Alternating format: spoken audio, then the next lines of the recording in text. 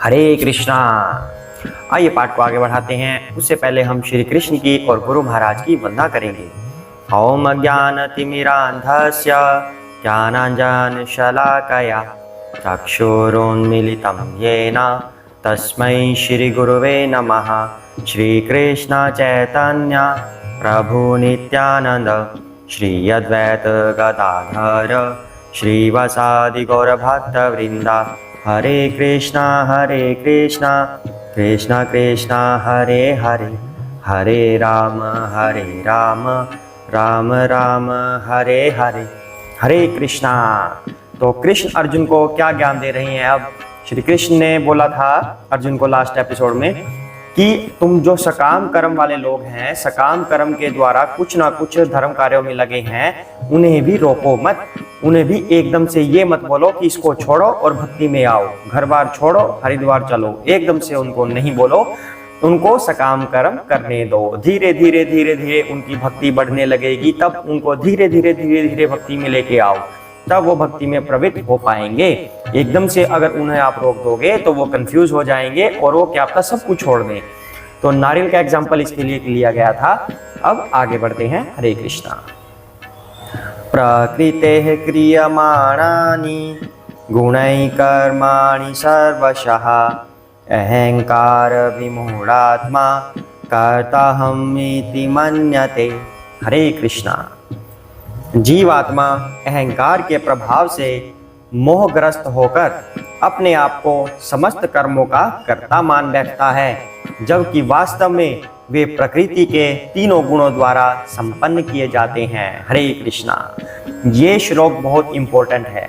इसमें भगवान कह रहे हैं कि जीवात्मा अपने आप को डूअर मान लेता है, अपने आप को कर्ता मान लेता है, जबकि सभी कार्य प्रकृति के तीनों गुणों द्वारा संपन्न किए जाते हैं। तो इसका मतलब क्या हुआ? ये श्लोक हमारी सक्सेस और फेलियर से रिलेटेड है। हम कहते हैं ना कि इतने साल हो गए मुझे मेहनत करते हुए, सफलता नहीं मिलती, उसको मिल गई मुझे नहीं मिलती, या फिर जिसको मिल जाती है yes yes yes I have done it, मैंने इच्छा की थी, मैंने उसके ऊपर कर्म किया, तब मुझे ये चीज मिल गई। But you are wrong. अगर जो व्यक्ति ऐसा कहता है वो गलत है। इंसान अकेला डूअर नहीं होता, इंसान अकेला कर्ता नहीं होता। श्री कृष्ण यहाँ पर स्पष्ट कर रहे हैं। अब किसको सफलता मिलती है और किसको नहीं मिलती, और वो क्यों मिलती है और वो क्यों नहीं मिलती है, वो सब इस श्लोक में हमें बता दिया जा चुका है। तो अगर हम मानते हैं कि इंसान डूअर है, हम ही करता है, तो वह गलत है। भगवान यहाँ पर कह रहे हैं कि इंसान कौन है? इंसान है जो इच्छा करता है, जिज्ञासा कर सकता है, जो कि डिजायर कर सकता है, जो कि मुझे ये चीज चाहिए। तो उससे ऊपर क्या होगा? यानी कि सोल ने इच्छा की, सोल वास्तव में डूअर है, लेकिन अकेला सोल डूअर नहीं है, अकेली आत्मा या अकेले हम करता नहीं है। हमारे से ऊपर मटेरियल नेचर है, प्रकृति के तीन गुण हैं जो किस पर आधारित होते हैं? लॉ ऑफ कर्मा पर आधारित होते हैं। यानी कि कर्म बंधन यहाँ पर कार्य करेगा कि हमने पहले पिछले जन्म में या किसी और जन्म में या इस जन्म में क्या कर्म किए थे, जिसका फल हमें अब मिलेगा, वो इस जगह पर लागू होता है।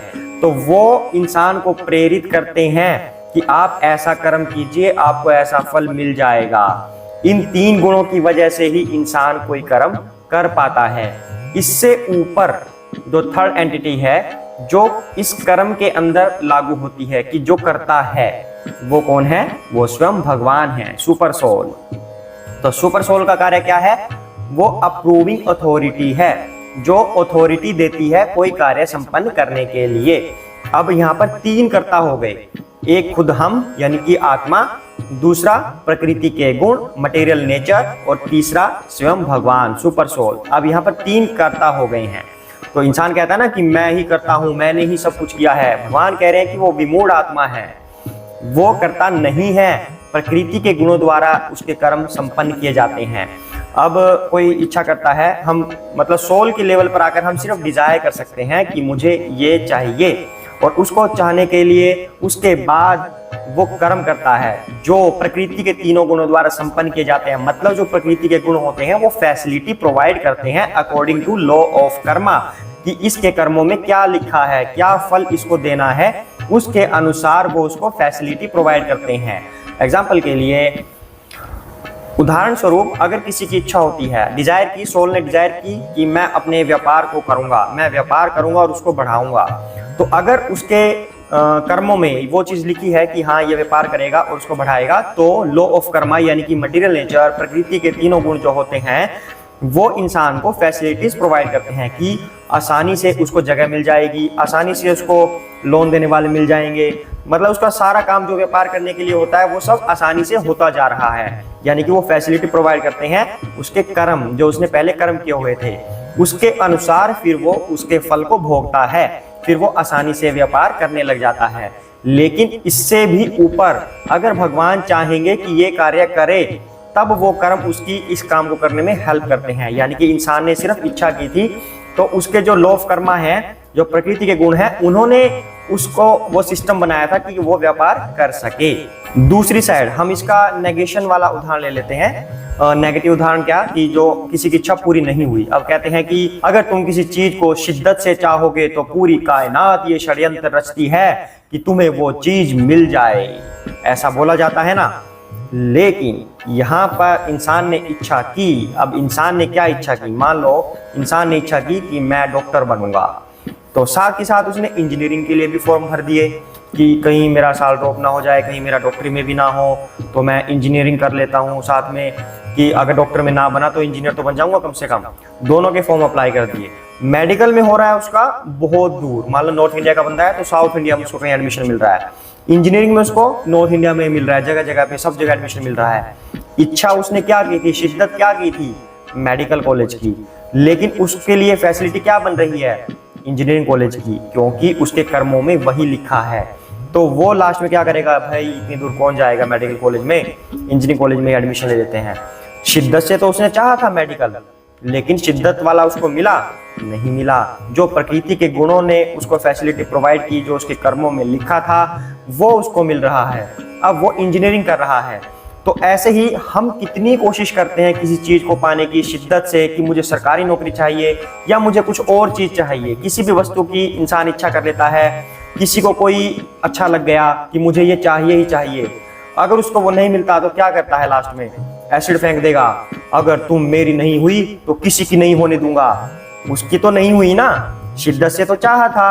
अब कहते हैं कि अगर तुम किसी चीज को शिद्दत से चाहते हो तो पूरी कायनात उसे तुमसे मिला देती है। कायनात कौन है, वो प्रकृति के तीन गुण ही वो कायनात है। उसके लॉ ऑफ कर्मा, उसके कर्मों में जो लिखा है वही उसकी कायनात है, वही उसको वो चीज दिलाते हैं। लेकिन अगर उस कायनात में वो चीज लिखी ही नहीं, उसके कर्मों में वो चीज लिखी ही नहीं रही, तो फिर वो कायनात उसको वो चीज नहीं देगी। तो कैसे कह सकते हैं आप कि आत्मा यानी कि मैं ही करता हूं। इसी को श्री कृष्ण कह रहे हैं कि आप करता नहीं हो। अरे प्रभु, वो चीज आपकी किस्मत में ही नहीं लिखी, तो आप कितने भी कर्ता बन जाए आपको वो कैसे मिलेगी। हरे कृष्णा। यहाँ पर ये समझाने का प्रयास कर रहे हैं। आपका जो सवाल होता है हमेशा कि मैंने इतना प्रयास किया, इतनी मेहनत की, मुझे नहीं मिल रही, वो पड़ोसी को मिल गई, वो इतनी मेहनत भी नहीं करता, मैंने इतनी मेहनत की है। जब हमारे वो चीज कर्मों में ही नहीं होगी, तो फिर हमें वो प्रकृति के तीन गुण उस चीज को करने के लिए कैसे आज्ञा देंगे, कैसे फैसिलिटी प्रोवाइड करेंगे। अब उसके बाद आती है बात ऊपर की, लॉ ऑफ लव की। जो भगवान के पास हमारा होता है लॉ ऑफ लव, जो आत्मा के पास यानी कि हमारे पास होता है लॉ ऑफ अट्रैक्शन, यानी कि हम किसी चीज के प्रति आकर्षित होते हैं और इसकी इच्छा जाहिर कर देते हैं कि मुझे ये चीज चाहिए, तो उस पर हम कर्म करने लग जाते हैं। अगर हमें फैसिलिटी मिलती है हमारे गुणों के आधार पर, हमारे कर्मों के आधार पर, तब हम उसको पाने में सफल होते हैं, वरना नहीं होते। अब बात होती है भगवान के लेवल पे।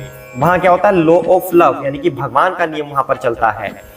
अगर इंसान भगवान के प्रति श्रद्धालु है, अगर इंसान भगवान से प्यार करता है, यानी कि भगवान के साथ उसका लिंक बन गया, then role of law of karma is exploited. तब ये वॉयलेट हो जाएगा, तब इसका रोल खत्म हो जाएगा, तब लॉ ऑफ कर्मा वहां पर काम नहीं करेगा, क्योंकि उसका लिंक डायरेक्ट भगवान से हो चुका है। अब अगर उसके कर्मों में कोई चीज मिलनी लिखी भी हुई है, लेकिन वो भगवान के प्यार के विरुद्ध है, भक्ति के विरुद्ध है, तो भगवान उसको कांटा मार देंगे, वहां पे क्रॉस कर देंगे कि ये चीज इसको नहीं देनी। यानी कि भगवान उसको फिर वही चीजें देंगे जो उसकी भक्ति के अनुकूल है, प्रतिकूल चीजों को वहां से हटा देंगे, चाहे उसके कर्मों में वो चीज लिखी हो। इसलिए जो लॉ ऑफ लव है, जो भगवान का नियम है, भगवान के प्रति प्रेम का नियम है, जो वो सभी नियमों से ऊपर चलता है। उसके नीचे कोई चीज सेटिस्फाई हो रही हो या नहीं हो रही हो, सबको क्रॉस लग जाएगा अगर व्यक्ति का लिंक भगवान से हो गया है तो। हरे कृष्णा। आशा करते हैं यहाँ पर आपको सभी प्रश्नों के उत्तर मिल गए होंगे जो हमारी जिंदगी में अक्सर होते हैं। अभी भी अगर आपके कोई प्रश्न रहते हैं इससे रिलेटेड तो आप हमको कमेंट कर सकते हैं, हमें मेल कर सकते हैं। आपके पास हमारे सभी तरह के कॉन्टैक्ट नंबर्स हैं, तो आप पर्सनली भी पूछ सकते हैं। हरे कृष्णा। आगे बढ़ते हैं। तत्त्ववित्तु महाबाहो गुण कर्म विभागयोः गुणः गुणेषु वर्तन्ते इति मत्वा न सज्जते। हरे कृष्णा। हे महाबाहो, भक्ति भावमय कर्म तथा सकाम कर्म के भेद को भली भांति जानते हुए जो परम सत्य को जानने वाला है, वह कभी भी अपने आप को इंद्रियों में तथा इंद्रिय तृप्ति में नहीं लगाता। हरे कृष्णा। कृष्ण यहाँ पर क्या कह रहे हैं कि दो तरह के कर्मों को जो जान गया कि भक्तिमय कर्म कौन से होते हैं और सकाम कर्म कौन से होते हैं, जिसको इसका ज्ञान हो गया तब वह अपने आप को इंद्रियों में तथा इंद्रिय तृप्ति में नहीं लगाता। जैसे अब इंसान को पता लग गया कि जो भगवान का लॉ है, भगवान का नियम है, अगर हमारा कनेक्शन भगवान से हो गया तब हमें किसी और चीज की आवश्यकता नहीं रहेगी। तो जो कर्मों के नियम है वो खत्म हो जाएंगे, प्रकृति के तीनों गुण खत्म हो जाएंगे, इंसान तीनों गुणों से ऊपर उठ जाएगा। जो इंसान प्रकृति के तीनों गुणों से ऊपर उठ गया, इसका मतलब उसकी भगवत प्राप्ति निश्चित है। तो यही यहाँ पर कह रहे हैं कि जिसको दोनों में पता चल गया कि सकाम कर्म करने से क्या होगा कि मैं विषयों के प्रति आसक्त हो जाऊंगा, मैं भोग करूंगा। सकाम कर्म ये होते हैं कि मुझे ये चीज मिल जाए, मुझे वो चीज मिल जाए। और भक्तिमय कर्म क्या होगा कि मुझे सिर्फ और सिर्फ मेरे कृष्ण मिल जाएं, मुझे सिर्फ मेरे भगवान, मेरे स्वामी, मेरे प्रभु मिल जाएं, जो मेरे सब कुछ हैं, जिनका मैं पुत्र हूं, वो मेरे पिता हैं, मुझे वो मिल जाएं। जिसको ये बात पता लगी तो उसको सांसारिक चीजें क्या अच्छी लगेंगी, तब वह अपने आप को इन चीजों में नहीं लगाएगा। ये यहाँ पर श्री कृष्ण कह रहे हैं। अर्थात हमें भगवान की प्राप्ति के लिए ही इच्छा करनी चाहिए। जो हमारी डिजायर है, जो लास्ट श्लोक में हुई थी, वो भगवान के लिए होनी चाहिए, ना कि सांसारिक वस्तुओं के लिए। तब हम उस प्रकृति के जो तीनों कंफ्यूजिंग गुण है ना, कि क्या मिलना है, क्या होगा, मैंने क्या किया था, क्या नहीं किया था, पुण्य पाप, एक्शन रिएक्शन, वो सब खत्म हो जाएंगे। फिर हम भगवान के प्रति प्रेम में आसक्त हो जाएंगे। हरे कृष्णा। तब हमारी भौतिक आध्यात्मिक हर तरह की इच्छाएं भगवान स्वयं ही पूरा कर देंगे। हरे कृष्णा। तो आज के लिए हम इतना ही करेंगे। तो आज हमने क्या सीखा कि हमें कोई चीज अगर नहीं मिलती तो उसके पीछे कारण क्या है। अगर हम किसी चीज के प्रति इतनी मेहनत करते हैं, बहुत ज्यादा मेहनत करते हैं, लेकिन हमें नहीं मिलती, इसका मतलब हमारे कर्मों में वो चीज नहीं लिखी, तो हम व्यर्थ ही उस पर मेहनत करते जा रहे हैं। और यह हमें थोड़ी सी मेहनत के बाद पता चल जाता है कि हमारे साथ कंडीशंस हैं जो फेवरेबल बन रही हैं या नहीं बन रही। तो कहते हैं कि पूरी शिद्दत के साथ उस चीज को चाहो, पूरी मेहनत लगा दो, 100% लगा दो, 200% लगा दो, दिन रात एक कर दो, तब तुम्हें वो चीज मिलेगी। लेकिन भगवान यहाँ पर कह रहे हैं कि आप, अगर आपकी किस्मत में नहीं है तो आप जो मर्जी कर लीजिए। आप कर्ता अकेले नहीं है, कर्ता तीन हैं। आप खुद करता है, प्रकृति के गुण करता है, जो कहते हैं कि कर्मों के नियम होते हैं, आपके कर्मों में लिखा है, वो भी कर्ता होती हैं। थर्ड, भगवान कर्ता होती हैं। भगवान अगर किसी चीज की अप्रूविंग देते हैं तो आप उस काम को कर सकते हो या उस फल को पा सकते हो। अगर भगवान की उसमें अथॉरिटी नहीं है तो आप उस चीज को नहीं पा सकते। तो कितनी भी मेहनत कर लीजिए। तो अगर आपको मेहनत करते करते आपको लगता है कि कंडीशंस हमारे फेवरेबल हो रही हैं, इसका मतलब समझ जाइए कि हाँ, आपकी किस्मत में वो चीज है। अगर कंडीशंस अनफेवरेबल बन रही हैं तो इसका मतलब आप कुछ मेहनत और करके देख लीजिए कि अगर वो कंडीशंस फेवरेबल बन रही हैं, अगर तब भी नहीं बनती, इसका मतलब वो आपकी किस्मत में नहीं लिखा। उस पर व्यर्थ मेहनत अब मत कीजिए। व्यर्थ मेहनत करके आपका टाइम ही वेस्ट होगा। इससे बेटर है आप अपना लक्ष्य चेंज कर दीजिए, किसी और लक्ष्य पर अच्छी तरीके से काम करके देखिए, उसमें आपको सफलता अवश्य मिलेगी। हरे कृष्णा। तो सभी साथ में बोलेंगे, जय श्री कृष्ण चैतन्य प्रभु नित्यानंद श्री अद्वैत गदाधर श्री वसादि गौर भक्त वृंदा। हरे कृष्ण कृष्ण कृष्ण हरे हरे, हरे राम राम राम हरे हरे। हरे कृष्णा।